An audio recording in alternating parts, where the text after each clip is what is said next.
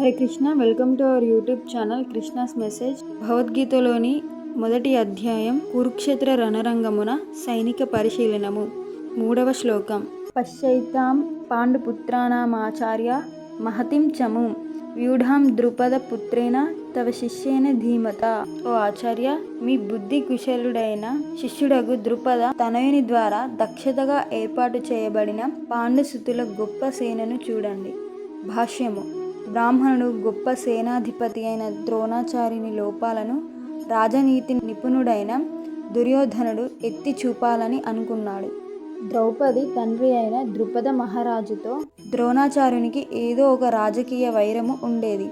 ఆ వైరము కారణంగా ద్రుపదుడు ఒక గొప్ప యజ్ఞాన్ని చేసి ద్రోణాచార్యుని సంహరింపగలిగే ఒక పుత్రుణ్ణి వరంగా పొందాడు.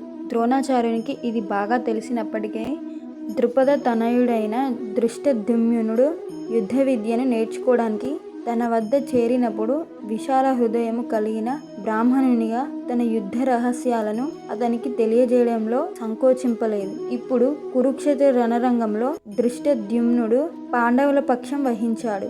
ద్రోణాచార్యుని నుండి నేర్చిన విద్యతో అతడే వారి సేనా వ్యూహాన్ని రచించాడు. ద్రోణాచార్యుడు సావధానుడై రాజీ ధోరణి లేకుండా యుద్ధం చేయాలనే ఉద్దేశంతోనే అతని ఈ తప్పిదాన్ని దుర్యోధనుడు ఎత్తి చూపాడు.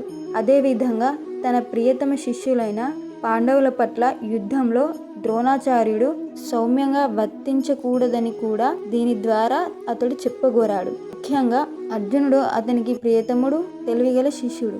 యుద్ధంలో అటువంటి సౌమ్య స్వభావము అపజయానికి దారితీస్తుందని కూడా దుర్యోధనుడు హెచ్చరించాడు.